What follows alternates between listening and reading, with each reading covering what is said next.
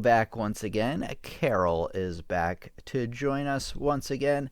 Mike back once again. Real Winslet fan is back in the classroom. Thank you all for joining this evening. We will get started in about 3 minutes or so.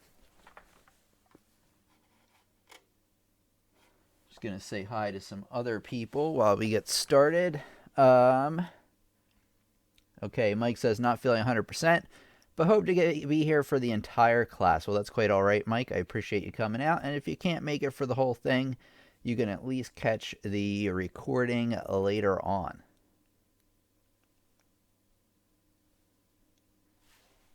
Okay, knock, knock. Who's there? Justin. Justin who? Just in time for another great piano lesson, Tim piano lesson, and warm interaction with fellow students. All right, I like that one.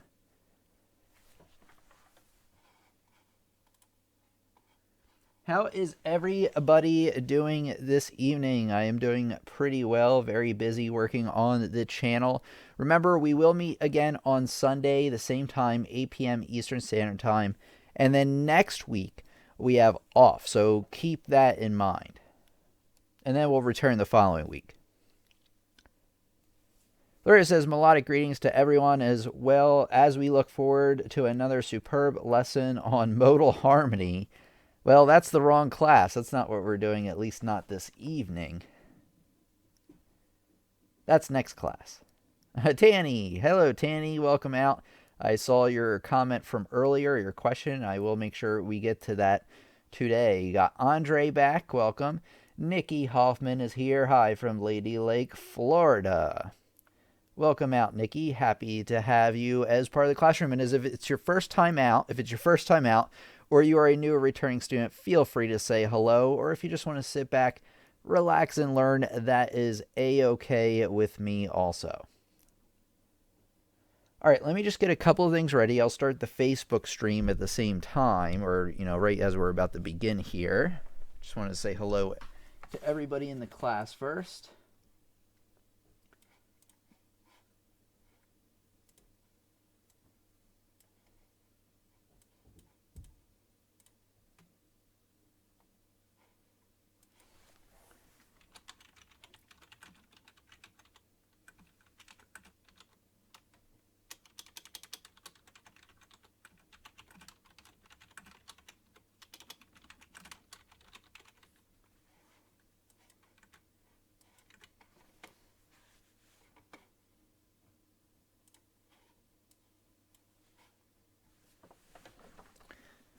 Hello, piano students. Welcome back out to our classroom piano lessons on the web. If it's your first time out, like our page if you're watching us on Facebook.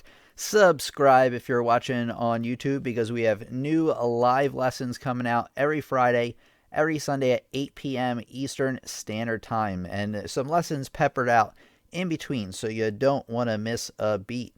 All right, let's take a look here. So I already said subscribe. Another thing I want you to do is to share this lesson, because the more people we get in attendance, the better of a discussion we're going to have, and the better of a lesson that we are going to have.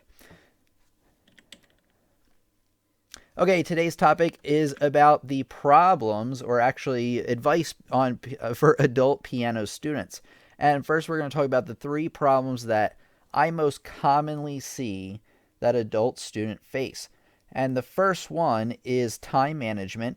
Second one is problems with coordination, dexterity, and learning. And then 3 is worrying if you're too old to begin playing or learning. Okay, let's take a look at this first topic. Okay, time management. And I'm not even kidding when I say this. I mean, you can read that slide if you want to. I teach students ranging anywhere from 5 years old, as old I've taught to 85 or 84, I believe. And I can really tell you right now, it might surprise you, who in that age group do you think has the most trouble practicing? Is it the children? Well, children certainly have trouble practicing, right? They're not very motivated, self-motivated a lot of times, and a lot of times they're playing video games in their tablets. So that's a good guess, but that's not the right answer. Would it be teenagers? Teenagers is also a good guess for a variety of reasons. But It's actually the adults have come up with the most excuses. Tell me, oh, I couldn't practice this week because I had A, B, C, D, E, F, G, all the way to Z of things to do. So one of the things that adults come across is that they have, oh wait, hold on, is that they have so many things on their plate. They have 10 million things, 10,000 things they need to do each day. I can certainly relate to that running this channel. And you need to, what you need to do is fit a time a day in your schedule that is strictly for practice. I recommend you pick the same time every day so it becomes a habit, right? So it's like brushing your teeth. Most of us probably brush our teeth at around the same time every day. Then make sure we get it done. And, you know, obviously being an adult, you wake up in the morning, you know, brush your teeth, you might take a shower, and then you're off to work. So it makes sense to do it then. Same thing with your piano practice. You know, do it either before work or right after work, right after dinner, right before your favorite show on TV, late at night or something, or later at night. Whatever it is, stick to that time. It might seem a little bit grueling at first. You might not want to do it, but stick to it. And within just a couple of weeks, it'll become part of your regular routine. Treat your practice time like a class or job where there will be consequences if you skip. Remember that your time is valuable. So if you skip your practice time, you're really skipping out on yourself. It's the exact same if you're skipping out on class or work. And set a timer. Not necessarily a timer that goes off when it's time to practice. I mean, you can do that too. But set a time for the duration in which you should be practicing. Beginner, you should be practicing about 30 minutes a day. If you're an intermediate student, probably an hour to 2 hours. And if you're, you know, want to go above and beyond and get advanced, more than 2 hours, maybe 2 to 4 is what you need. And then professionals, more than 4 hours a day. I'm not even kidding. But realistically, most of us probably fall between that half hour and 1 hour time. So make sure to get a timer. We all have one probably on our smartphones that we can set, or, you know, on our computers. And make sure you sit down and you practice until that time is up. All right, let's get to the next major problem that I see a lot of piano students face. Okay, if it's your first time here, Fuddy Duddy's back again. Yes. If it's your first time here, if you're asking me a question, I will get to it, but after the main part of the lesson is over, just to let you know so you don't think I'm ignoring you. Okay, here we go. Another problem I come across that students complain to me about is not having the coordination or hand dexterity to play their pieces. And of course, this is probably more of a struggle as you get older in your 50s, 60s, 70s, and 80s. I'm only in my 30s, so I can still play pretty nimbly. But you know who also struggles with coordination dexterity? Children, right? So they're actually on the other hand of the thing where they haven't developed it yet. So these strategies I'm going to teach you about right now can apply to whatever end of the spectrum you're on, no matter what. Okay, let's take a look. So remember, the number one piece of advice I have for anything in music is what? Slow down. And another tip I have for you is work your way from easier pieces and exercises to the more difficult. And I would avoid skipping ahead if that is possible. In most cases, I would avoid it. So let me show you like an example on the keyboard that I have not even set up. So I'll just kind of talk my way through it until it turns on here. So if you are learning, say, some scales, oh, and I need to take this off. This is going swell. Here we go. So say you are learning some scales on the piano. Well, you know, you might do okay hands separate, but when you start to put hands together, it falls apart. So what piece of advice do I have for you? Slow it down. And if you can't do that, what should you do? Slow it down even more. Another thing you might want to do is even break it up into hands separate again. Honestly, there's no rush to get anywhere with playing piano. You're not in competition with anybody. We're going to talk about that in a minute. You're really not. Nobody's holding a gun to your head, nothing. So honestly, it's okay to spend a week, 2 weeks, 3 weeks playing something hands separately. That's fine, especially if you're a beginner or you're a little bit older. That's fine. There's no rush, really. It's all about making small goals and meeting those, which we'll talk about here in a second.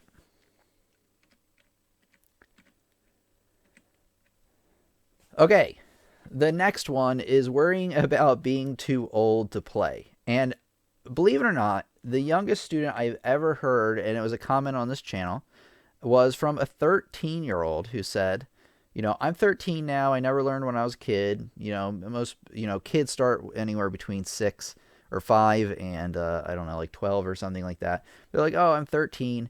Am I too old to learn? I'm afraid I am, because I think it's very common to hear that, like, oh, if you didn't learn as a kid, same thing with languages. Oh, if you learn a language as a kid, you learn a lot easier. That never means, and nobody ever said, at least I hope not, that if you didn't learn as a kid, you can't learn as an adult. You can still learn very well as an adult, even if you're a bit older. Like I said, you might run into some restrictions that as you get older, but certainly from 13, 30, 40, 50, 60. I've even had students that picked it up in their 70s and could play pretty well through their 80s. Now, not concert level or anything like, or concert pianist level or anything like that. But it kind of brings us to one of my points here in a minute. One of the things I want to tell you is no matter what your age, you're not too old to begin learning piano. Realistically, your age may give you limitations in terms of your coordination, your length of practice time, if you have, arthritis or anything like that. But you can still learn and enjoy piano. And honestly, this is where I want to get to this point. Make goals that make sense for yourself and achieve those goals, even if they're small goals, because that will give you good feelings. That will give you a sense of accomplishment. You don't want to look at somebody else playing and be like, oh man, I'm just never going to be able to do that. Or, I'm never going to play the piece I really want to play that's far out there. Start your way with smaller goals and work your way up. You're only in competition with yourself. That's how I view everything I do, really, is I try to outdo myself. Sometimes I overdo that a little bit, I think. But when you're learning piano, your only goal is to get better than where you are now, not to play something like really, really difficult. You may want to work your way up to there. That's fine. That makes a lot of sense to me. But don't stress yourself out comparing yourself to others or comparing yourself to an ideal in your head of where you should be. Learning piano, in my opinion, I know a lot of other piano teachers don't have this opinion or they look at it a different way. Learning piano is supposed to be fun, I think. And if you're not having fun, what's ultimately going to happen? This is why I go this route with my teaching, is you're ultimately going to quit, right? It happens to everybody that doesn't like playing piano. Everybody. So, if you want to keep in it for the long term, you want to, like I said, build small goals, reach those, and, plan accordingly. That makes sense for what you're trying to do, and gradually get better than where you are right now.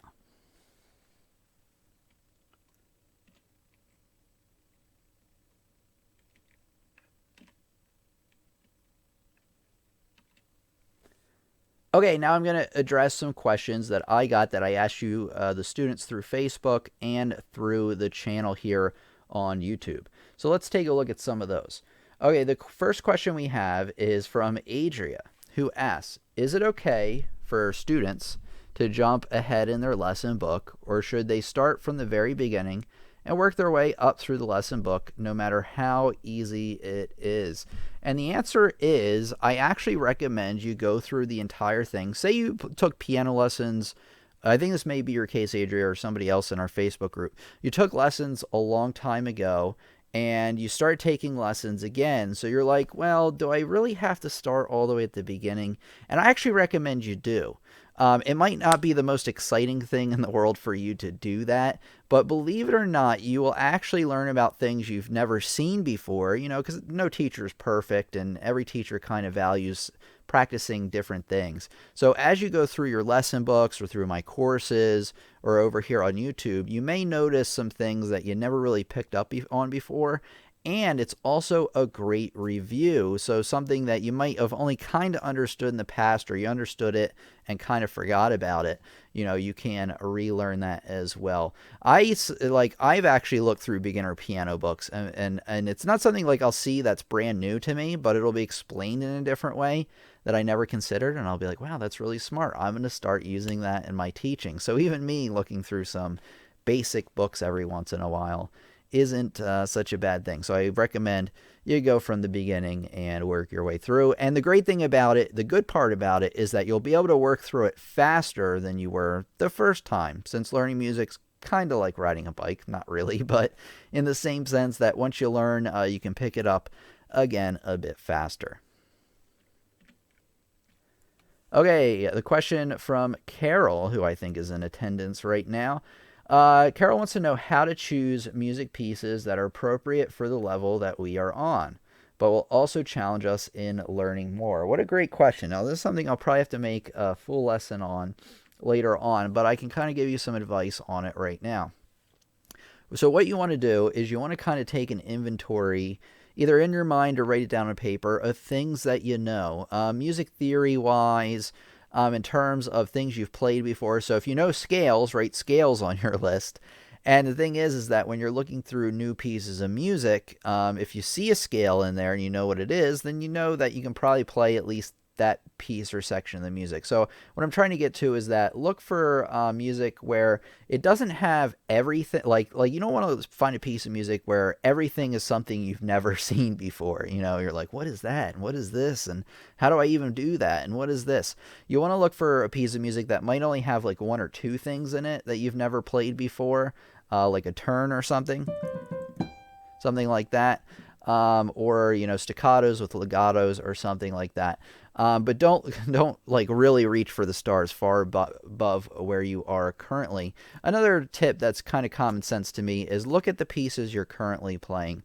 Look at how many notes are going on in the right hand, how many in the left hand, what kind of rhythms there are, and find a piece that's similar, but like I said, maybe has one or two things that you've never seen before, to give you something new, to broaden your horizon a little bit. My piano teacher in college used to always say about picking pieces is that you always want to be pushing yourself just outside of your comfort level. So not something that's like way beyond, even though he did that to me sometimes because we were in music school and they really got to push you. But something that's just right above your level where you understand most of what's in it, but not a lot. And it's something that like I can't really tell you unless I'm looking at it, and you would know better than me what your skill level is. But that's just the basics of it. All right, and I'll touch more on that in another lesson.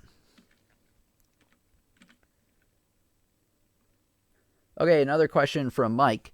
Mike says, I feel like I'm really struggling to learn the notes on the staff in my old age of 64. I don't seem to retain information like I used to, which is perfectly reasonable.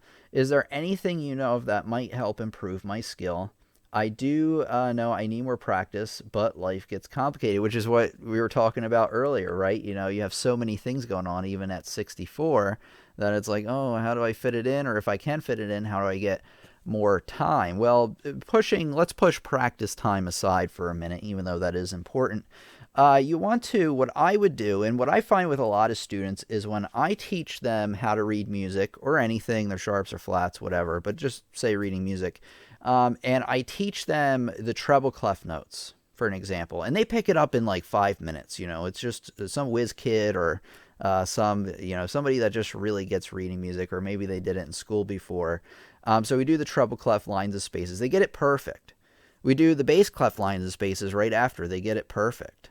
But what happens is right after that, if I say, all right, now we're going to mix the two of them, they often have a lot of trouble. So how is it that, you can understand one thing so well and another thing so well, but when you put them together, it starts to get mixed up. Learning music a lot of times, I've heard so many times, is that learning music is a lot like smelling perfumes, where when you first sit down at the piano, or when you first learn something on piano, you can distinguish between two things really easily. But when you start adding more variables in there and more things to consider, it gets like you can understand the concepts, but they kind of interweave between one another. You might say, okay, bottom line bass clef, is that E? No, wait, that's treble clef. Things like that, and that's very, very, very common. So whether this applies to you or not, I think the next piece of advice will help you out. What I recommend you do is break things down into smaller pieces. So instead of practicing your lines and spaces of the treble clef and bass clef, all at once, what you should do is you should take a week, maybe 2, 3, a month, maybe up to a month, and just work on the treble clef notes, and that's it. Don't practice the bass clef notes for that amount of time, however long it takes until you really have it mastered. Just spend your time on that. And then what you want to do is you want to spend probably equal amount of time on just the bass clef notes. And then, maybe practice the treble clef notes separately after that. Don't intermix them right away. And then what you want to do is after a few weeks of doing that, or a few days, depending on, where you're at, you want to start mixing them together. And you want to do your best to not get confused between each one. But I think if you spend individualized attention on each small thing, it doesn't matter whether you're reading music or whatever part of music you're doing, learning a piece. Once you master the smaller pieces, then you can start putting it together. This is especially helpful for newer students, for students who are a bit older that might not be able to retain things quite as well.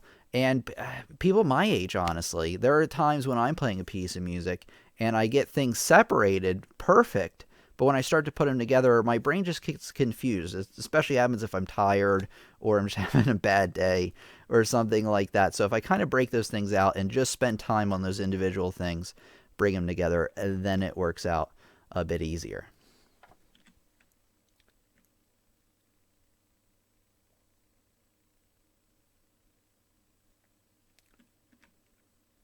Oh, wait. Oops.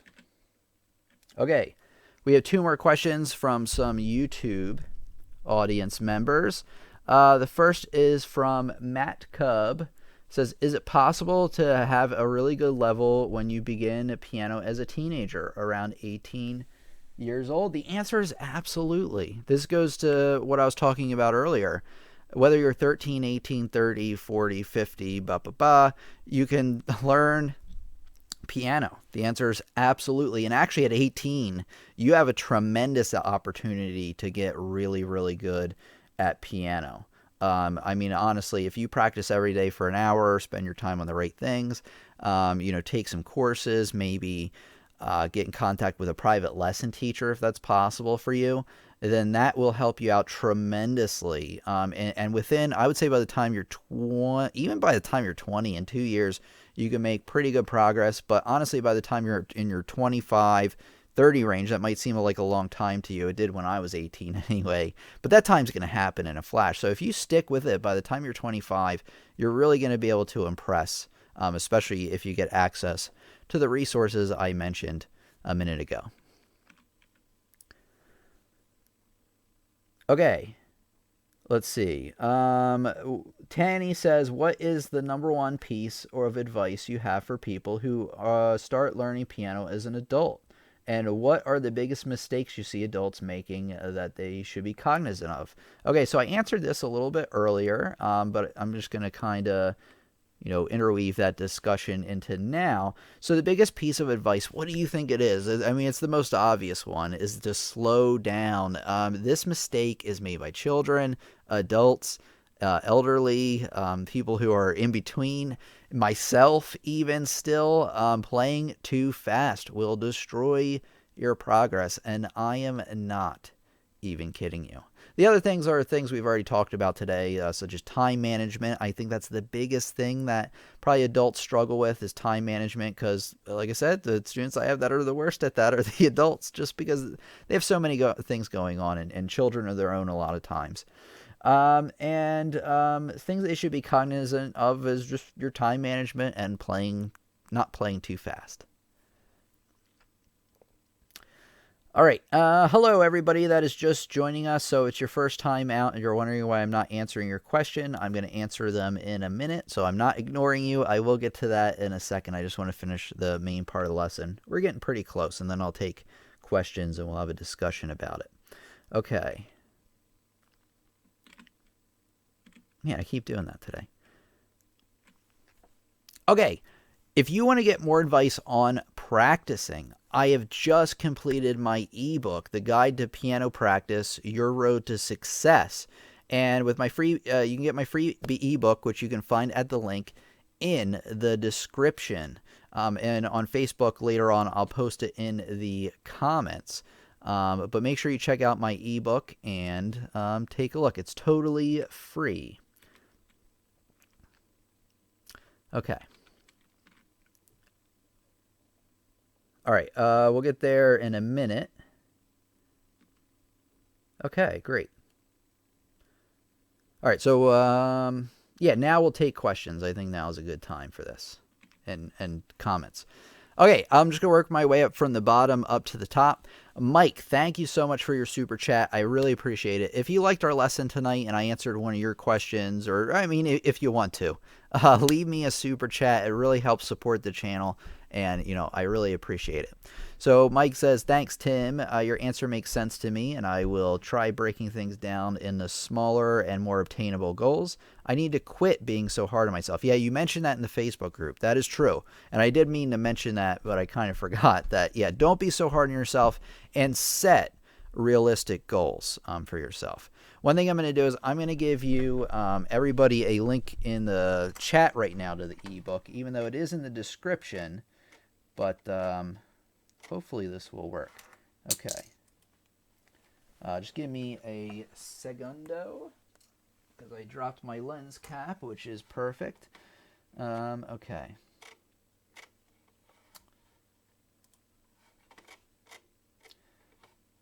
All right. Okay, ebook incoming.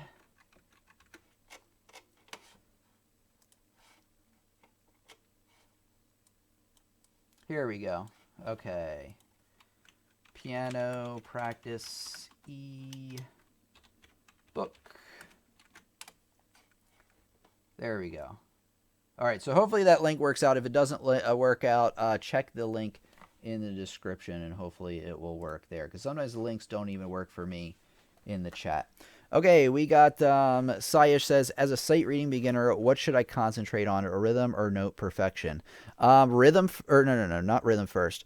Note perfection first. Rhythm second. Rhythm's a close second, though. Don't ignore your rhythm, but be as accurate as you can with your notes first. And then maybe on a second playthrough, maybe clean up some of the rhythms when you're first starting out sight reading. And once you get good at sight reading, you'll be able to handle both the note and rhythm accuracy simultaneously. Let's see. Larea says, any advice on some easy recommended hand and finger exercises? Yeah. I'm not sure. Let me see here. Let me get something up for you to see what we got. So some easy ones right off the bat are scales, hand and exercises, and chair knee exercises are a little bit more difficult. But if you're just starting out, I highly recommend you go to hannon-online.com. Hopefully I'll remember to put a link in the description for you, later on. But you can type in Hannon exercises into Google. And you scroll down, and you got 20 exercises here for free. In fact, I think they give you more. And I would just start with number 1 and work your way through. So I'm not sure if you've done the hand-ins yet, but if you're just starting out looking for easy finger exercises, that is where I recommend you start, because hand-in exercises involve playing the same note at the same time between each hand in usually parallel fashion. So let's take a look here. So they look like this, and they're pretty easy to play.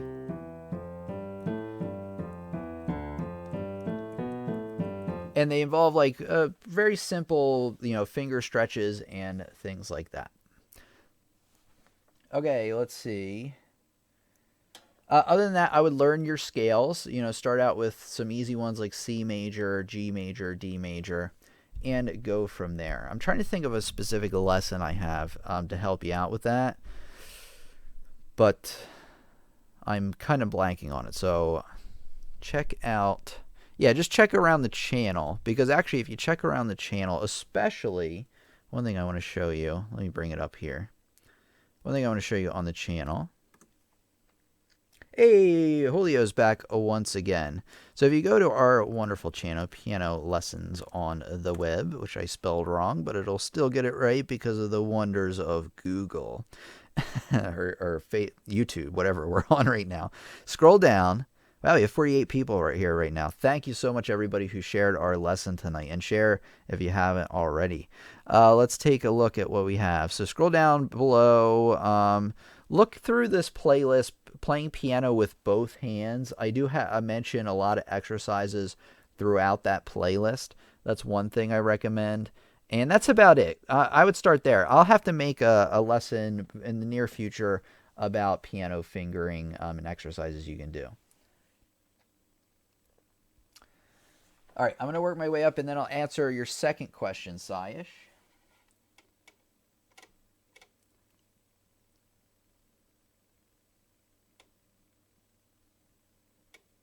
Okay, thank you, says Tanny. You're very welcome. Hey, Lubbo is Weedy is back here once again. I did see you earlier. It's Germany, and it's 1:20 a.m. And Saish says, can you be any more early? It's 5:30 a.m. here. And the answer is, at this point in time, no. Sorry. But that doesn't mean in the future I can't.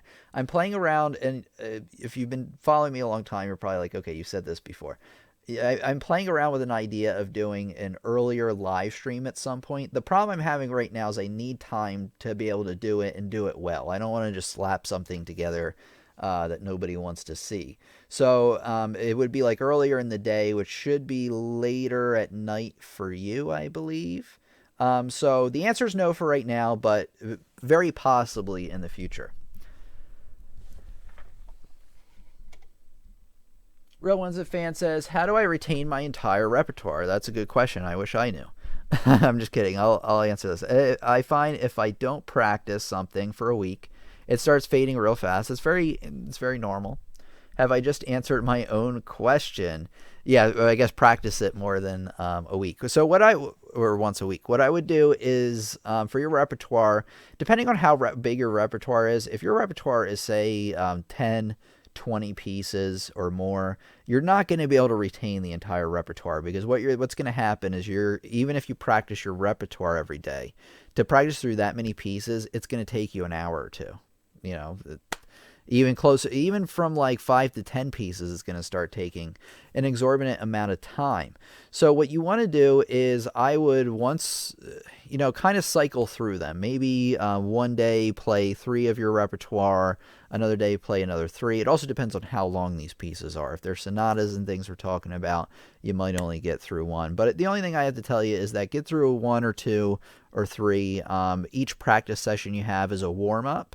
And maybe not be so concerned with the little mistakes that go on, but just to brush them up, because you want to be learning new repertoire as well, and you want to be focusing mainly on that in terms of cleaning up mistakes. Now, when it's time to polish something up for a performance, then you want to go through and you spend the time on those pieces you've already learned. But just go through them every once in a while, cycle through them, and just make sure they're still fresh in your mind.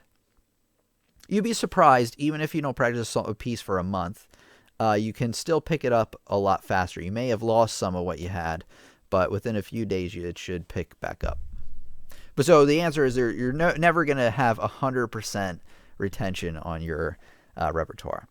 Carol Christensen gave me $10 super chat. Thank you so much, Carol. I really appreciate that. Really do. Okay, Martin says, hi, Tim. I was wondering how good you would say you have to be to play a section before moving on to the next section, instead of perfecting one section and getting more of the repertoire down instead. This is a great question from Martin, and I believe it's your first time here, Martin, so welcome out to our classroom. So you know what? You don't have to be perfect before moving on to the next section. However, your notes should be as perfect. The note part should be down before you move on to the next section. 99% of the notes should be there. The only mistake notes should be ones that you didn't really catch. But any time, let me put it this way. If you're working on a section, right, and you want to move on to another section, you got to ask yourself, are there still mistakes that I'm consciously aware of in this section? Like, am I missing notes that clearly I'm missing? Like, they sound awful, rhythms sound off, way off. then you need to spend more time on that section. However, there's the 80-20 rule, which, if you don't know, is it takes 80% of the effort to get from 80% complete, or it takes more effort to get from 80% complete on something to 100% than it did from 0 to 80%, because the 80 to 100% is that extra polish, and that takes a lot of time. So you want to get it to 80% complete, and that means that you're not there's nothing in there that's glaring, that's really out at you, that's a mistake. It's okay if there's some fingering errors in there. You definitely do want to go back and fix those, though. But you want to have your notes down, your rhythms generally down. You want to be able to play from the beginning to end of the section at a fair speed, maybe not 100% speed. But I can certainly understand not wanting to fully master each section before moving on, because that will take even way longer. But you want to be proficient at it, and only move on if you've cleared all the big mistakes. It's a little subjective, but I think you get the idea. Karen says, I think we're all guilty of being a little too hard on ourselves at time. Yeah, I think everybody can relate, especially when I can relate, and everybody knows it, when we had our lesson like 2 weeks ago and the computer just was not working. I was really hard on myself, even though it wasn't my fault. But I'm just like that. It's a lot of times. I was really stressed out that week because I was making a lot of changes to the website and getting everything ready as well. Gary says, I was going to say I'm still 13, but only in my head. That's a good place to be.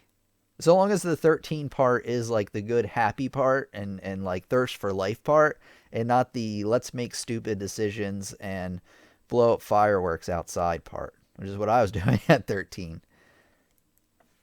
I giggle a lot when practicing. It's funny when I make wacky mistakes. Well, that's good. So you have a very good, lighthearted attitude about it.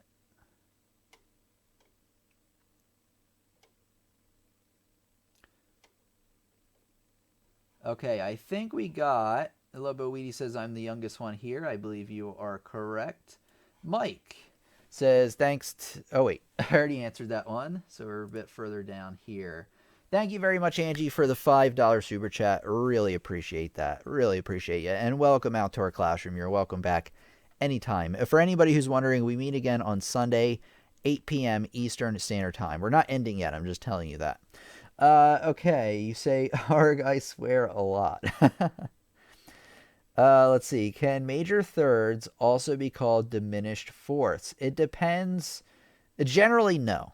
Generally, you'll almost never see a diminished fourth. I'm trying to think of a scenario where you would see one, but to be honest, I don't think I've ever seen one. I could be wrong. Somebody in the comments will be like, well, in this case, when you're on this kind of music, which is great, actually, I shouldn't be making fun of you. if you have a comment, correcting me, I shouldn't be making fun. So, but if you have a comment correcting, and you can think of an instance, actually, please let us know in the comments. I would actually really appreciate that. I just get going because sometimes I get clear trolls on there, like, don't you know that you're balding? And it's like, yeah, duh. Like, who cares? All right, let's see here. Can I recommend anything for hand coordination? The same thing. The same thing applies for those fingering exercises as hand coordination. If you practice those, you go through and you learn your scales and learn your hand, and that will automatically help your hand coordination. Barbara is back once again. Hello, Barbara. Welcome back to our classroom. Happy you could join us. Real Ones Fan says, thanks. You're welcome. I see diminished force in my theory workbooks. Yeah, exactly. So if you're in a theory workbook and not an actual piece, and it says write a diminished fourth, then yeah, you have to write a diminished fourth. But I can't think of a time in harmony, like when you're writing out chords, where you would have to think about a diminished fourth, right? So I'm not sure. I can't swear anymore. My daughter copies, says Karen. Oh, yeah, you do not want her taking that into college. She's 21. Special needs, understanding, okay, of 9/11. So, yeah, she would pick that up pretty quick, for sure. Swearing is definitely off the menu. Yeah, exactly. Because then you'll be out at dinner somewhere, or, you have friends over, family over, and she'll say what's on her mind. Okay, let's see what we got here. Yeah, thanks again, Angie, for that super chat. I appreciate it. Okay, so while some more questions are rolling in, I want to tell everybody about something pretty important. At least I feel so, especially if you're interested in learning more from yours truly. Man, I keep. Here we go.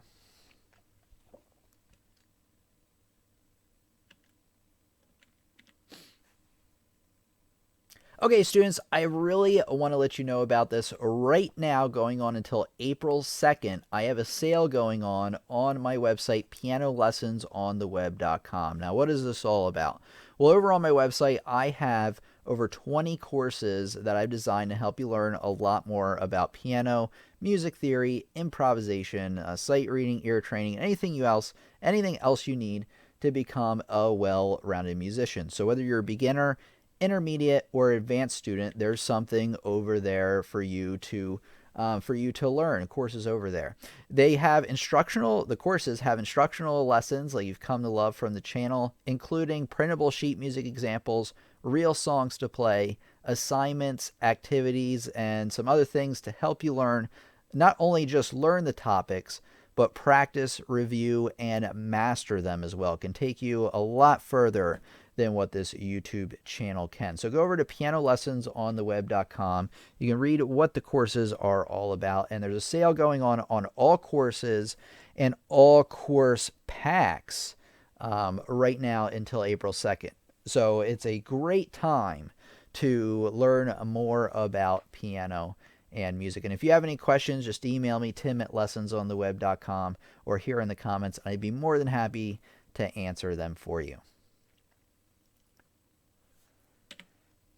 All right, so I'm going to take a look at some questions here. I want to give everybody a link to my website if you've never been there. Of course, we're not ending quite yet, so you can wait until the end if you want. You can write it down. All right, here we go. And we have quite a few students in attendance tonight who are a part of the classroom or a part of the website, and they seem to have a lot of nice things to say. All right, I'm going to answer, let's see, Sayesh keeps, I missed his question before. I've been sight reading for a month and see no improvement. What am I doing wrong? I practice 3 hours a day and have no teacher apart from you. It's quite frustrating. Okay, understandably so. So what I would do is, it depends on what you're sight reading. Whether it's too difficult or too easy, perhaps. So one question I have for you, Saish, is when you sight read, do you get through the examples right away? And is it like real easy, you don't even have to think about it? Or are they things that you really have to muddle through and it takes a lot of time?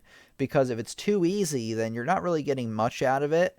And if it's too difficult, you're not getting anything out of it. I mean, you might as well be learning new pieces, which is what you want to do also in addition to sight reading. But you want to work your way up from easier, maybe not super easy. There should be some brain activity involved when you sight read. But you want to work your way up from, something reasonable to where you want to go. Now, a rule of thumb in sight reading is you want to look at a piece that you've learned recently on piano. And what you want to do is you want to look for sight reading examples that are just a little bit easier than that. Not way, way easier. Not harder, not on the same level, but just underneath that. Hey, Ryan's back once again. Ryan just got home from work. What did I miss? You missed a lot. You'll have to check out the recording to catch it all. But welcome. So happy you could join us here today. Okay, so I'll wait for Sayesh to get back to me on what you're practicing. So let me actually get you to a website that I recommend. I don't know if you've seen it yet. Also answer me this question. Have you ever seen, I think you asked me about this, so I think you have been here, but have you ever been to this website, belmont.edu, for the sight reading examples? Because what I recommend you do if you're brand new to sight reading, work your way through. They have it almost perfectly in a nice chronological order for you in terms of difficulty. You want to start from easy, work your way through these. These might be a little too easy for you, but you might want to start here. Like I said, if it's something too easy, you might not get a lot out of it, but what you can do is you'll go through it quickly and you'll quickly be on the next thing after that. Saish says, thanks. You're very welcome, Saish. Yeah, so check out belmont.edu / actually, you know what? Just type in piano sight reading into Google. And hopefully it will, yeah, it's the first thing that comes up for me. It's close to the first thing that'll come up for you. It's probably first for me because I've been there so many times and looked this up. Ryan says, shoot, I had a subject I have been meaning to ask you all week, and now I forgot. That's all right. You can email me later on, Ryan. Ryan, you don't have a Facebook, but that's okay. You can, I was blanking because I was looking at somebody else's comment. You can send it through email. Okay, Barbara was late, unfortunately, but that's okay. I can certainly understand. Oh, man. Barbara's husband is in the hospital. I'm really sorry to hear that, Barbara. My prayers and thoughts are definitely with you and your family. Saish says, they are the Belmont sheets. I'm at intermediate level 1. And you've been working on it for 3 weeks, right? You know what? 3 weeks is a little bit early. Did you say 3 weeks or 3 months? I think you said 3 weeks. 3 months is a different story. But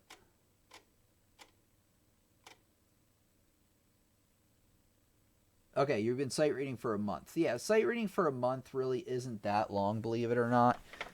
So you want to be doing it if you're like 2 or 3 months in and you're not getting any better. Then I'd be worried. But let me kind of look at the Belmont Intermediate 1.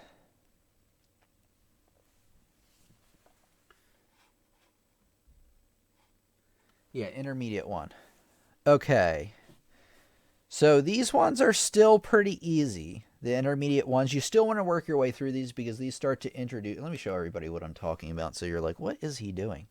You still want to go through these because they start introducing like accidentals and sharps or flats in the middle there. And I would go through at least 2 of these a day, to be honest with you. You don't really need to do a whole lot more than that at first. But yeah, keep going through these. These really aren't super difficult yet, so you're not going to see as much of a benefit. I mean, you should start to see some benefit in a few weeks or so. But these intermediate ones are still in the pretty early stages. If you get through all these intermediate ones, actually, they start to get a little bit more difficult as you get towards the bottom. So I definitely still work through all of these.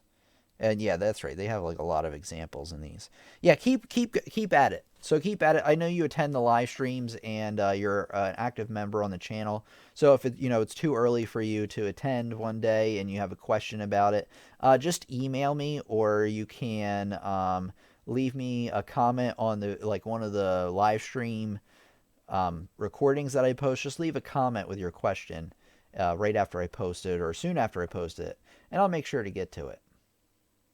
Hey, Nathan's here once again. Nathan says, when I try to sight read, it takes forever because I keep going over every good boy deserves fudge for each note. Okay, interesting. What I suggest you do, Nathan, great thing to bring up, is look up this lesson that I made. I don't know if you've seen this, but I want you to start practicing reading music in this way rather than counting up every individual note. Now, if you're brand new at reading music, you want to still be doing the every good boy deserves fudge kind of thing to figure those out. I bought some flashcards and I've been driving my girlfriend nuts.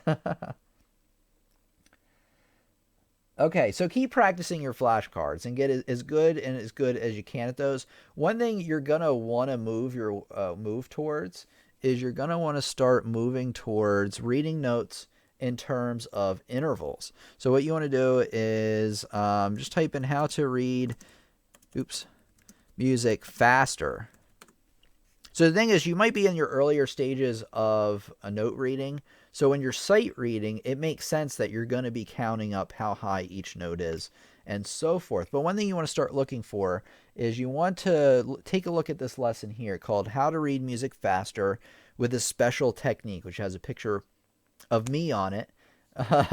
You check out that lesson. It's actually one of my best lessons, I think, on the entire channel. And I think you're going to get a lot out of it. And anybody else right now who knows how to read music and you're looking to really look for another technique to read them much faster, check out that lesson. You're always so motivational, says Sayesh. I am so motivational. I get this a lot, especially recently. I am so motivational in my mind anyway. I could be full of it because I've struggled. I've been there. I learned piano and while I do have some natural talent for sure at things, uh, I wasn't like a prodigy by any stretch. I struggled a lot, especially when I was younger, not only with music, but just with myself, and really like my whole life. And not my whole life has been horrible up to now. I'm just saying, like at that time, my entire life, I was really just struggling. So I really know what it's like, both in music and outside of music, to struggle and know how like it feels to be like so far away from your goal and so frustrated and like that you think you're never gonna get there. But I got there, and I think that's why I'm motivational, is because I got there. And so like if I can do it, I'm pretty sure you can, and I've actually helped other people get there as well. So I know, so long as you stick to it, and that's what I did. There wasn't anything special other than, I just stuck with it, and I really, now don't get me wrong, you want to spend your time learning the right things, but, I just stuck with it. That's the number one thing I got to tell you, and I think that's why I'm motivational, is because I tell everybody that, because I really think that's one of my keys to where I am at, why I am sitting in this chair right now.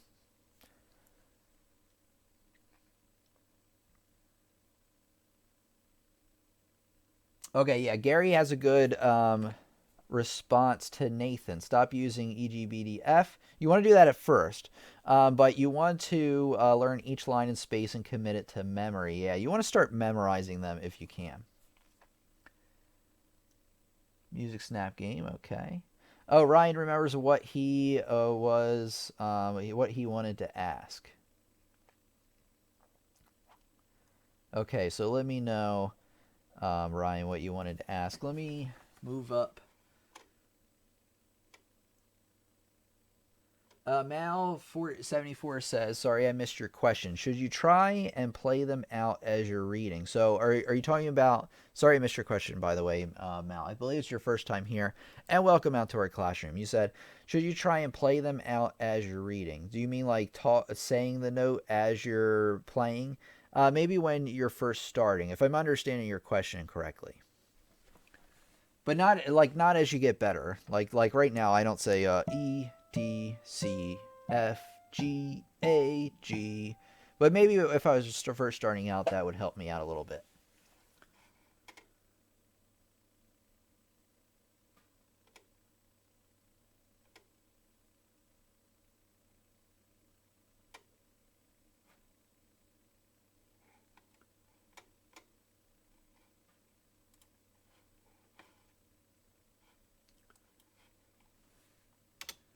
All right, Ryan has a great question here. It's about consistent pressure between fingers when playing notes. I notice when I'm working on cadences. Okay, so between your fingers, okay, especially the seventh chord, alternate cadence, and piano level 2, unit 4, exercises 1 and 3. I'm going to try to use my memory to figure out what that is. So I think, if I remember right, is that this one? This one? So the seventh chord, right?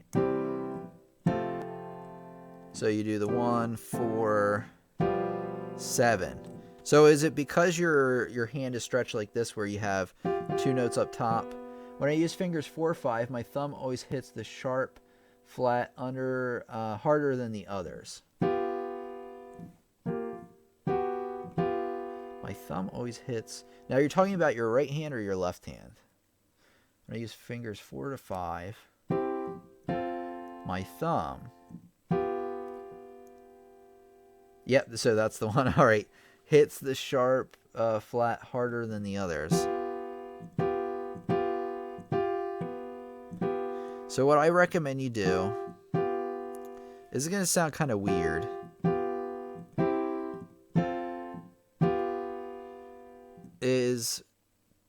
like gently rotate your wrist, or not, yeah, your wrist. Your wrist works great. Gently rotate your wrist towards the right, because that'll give a little bit more feeling there. Now, when you first start doing this, you're going to feel a tenseness in there when you do it.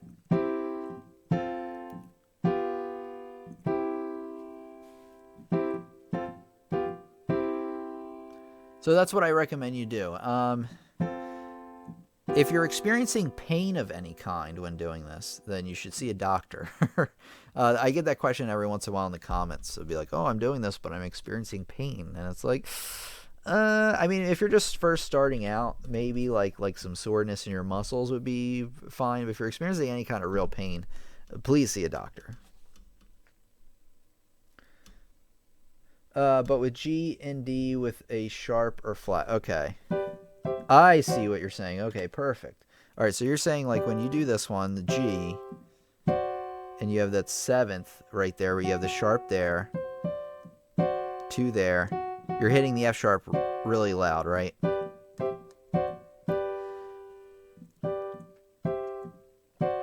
So,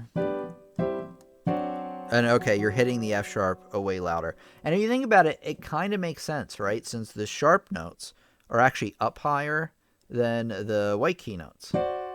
So naturally, you're going to hit them with a little bit more force because you don't have to go down as far. So gently rotate your wrist like this way with your right hand. With your left hand, gently do it that way. And then do it, or no, left hand this way. Oh no, right hand this way, same way. And then that will make sure that you are playing the right kind of balance between the 2 notes up top and the note on the bottom. So just, gently twist this way, gently twist this way towards those notes. That'll make sure that you're hitting those down a little bit further. Because like I said, it makes sense because that sharp is right there. So let me know if you want me to elaborate any more on that, Ryan. But practice that, see how that works out for you. Laredo says, I struggle the most with playing. The key height makes a difference. Yeah, exactly. So Laredo says, I struggle. Oh, Real Wins the Fan has to go. Sorry you couldn't make. Actually, you're almost at the end. So thanks for coming out. Have a great day, and I'll see you maybe on Sunday or sometime in the near future. Thanks for coming out, Real Wins it Fan. I appreciate that. And I appreciate everybody coming out. Okay. Let's see. I believe Laredo said something about ledger lines. If you struggle with ledger lines, and you said beyond the ledger lines, which I'm not sure of because you can't have much beyond the ledger lines because they keep going up and up and up and up and down and down. But I assume you're talking about ledger lines that go far up above the staff. What I recommend you do is take a look at this lesson that I made here. I'll just type in like ledger lines, piano lessons on the web, or lessons on the web is good. Ah, there it is. This is the one you want. I don't know if you've seen this one yet. We made it about a year ago. And yeah, recommend you check that one. It's just called How to Read Music on Ledger Lines Fast.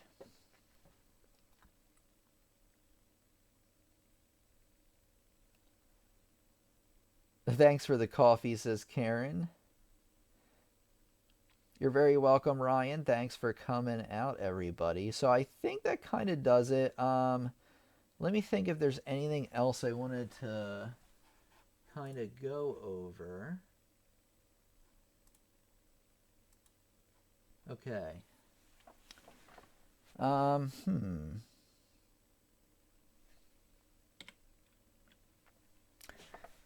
All right, I hope you enjoyed our lesson today. One thing I want you to do is, if you're new here, subscribe, because we got new lessons coming out every Friday, every Sunday, and you don't want to miss a beat. Also, check around for some other lessons here on the channel that will be very helpful to you.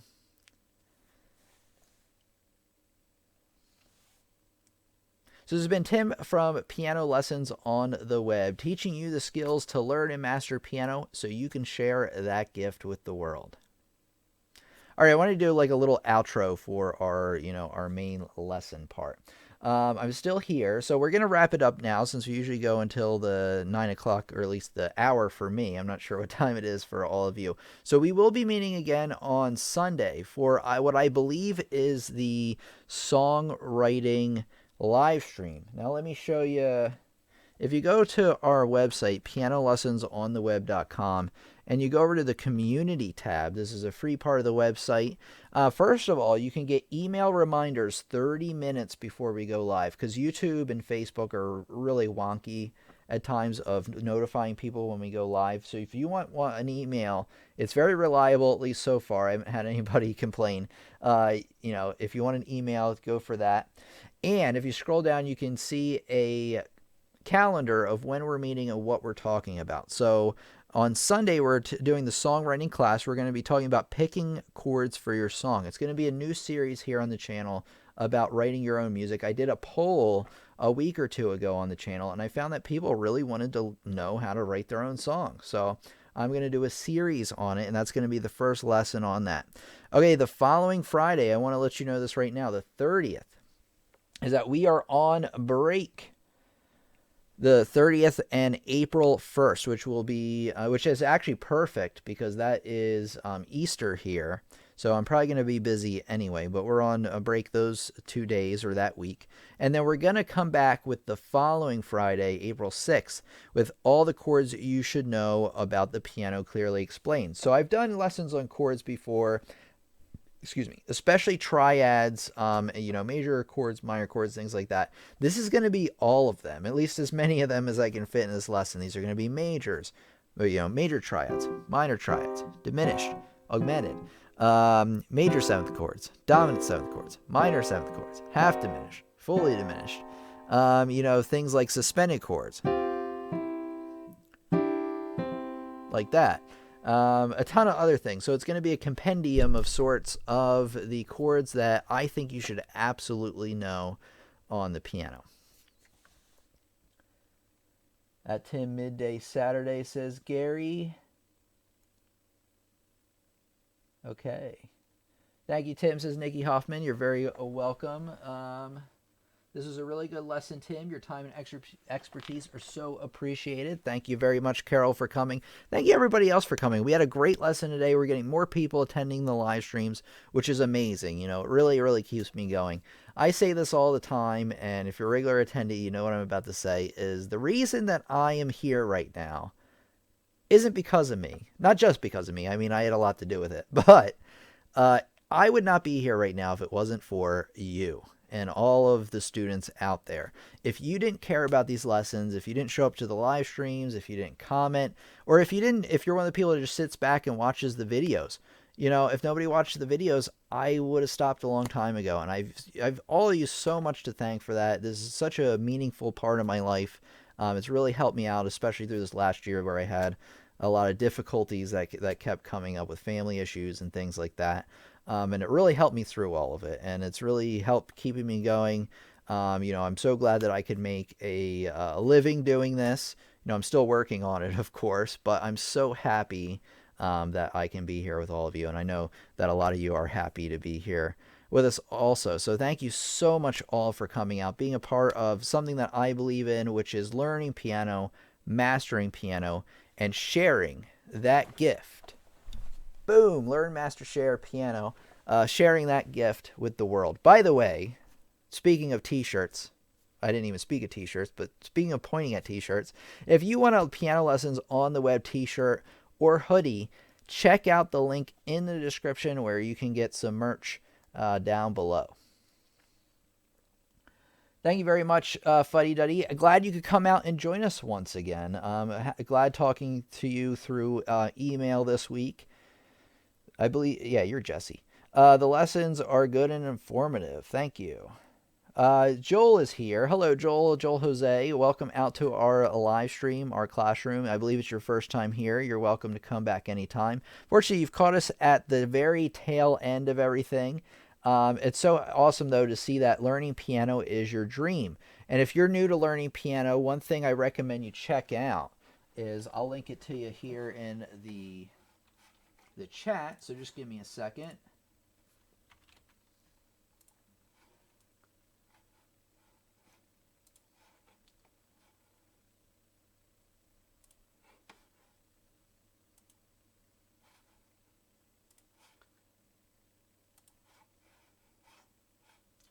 Okay, you want to check out the beginners playlist if you are brand new to learning piano. And remember that we have a sale going on my courses over on my website, pianolessonsontheweb.com. Check the description, and I also included a link for you down there. All right. Mine has shipped, says Linda. Thanks for ordering, Linda. I appreciate it. My new ones are coming. I have one in red, but I'm also getting a blue one, and I'm also getting a piano black hoodie as well, and I can't wait to show them off for everybody. So thanks, everybody, for coming. If I missed your comment or question, I apologize. Unfortunately, we're getting so many people in here that I can't quite get to them all. Let's see.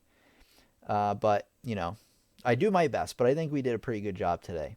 Ryan says, where is the swag? I don't see it on the site.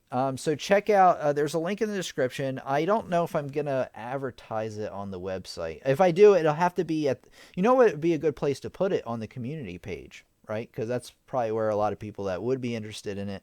I just don't want the main page of the website to be like, get courses, and here are my shirts, and here is this, and here is that, you know what I mean? Just lead them to many places. But yeah, I'll put that on the website, probably in the community page, in case you're curious. But let me get you a link right now that I can share it with all of you. Let's see, where is it?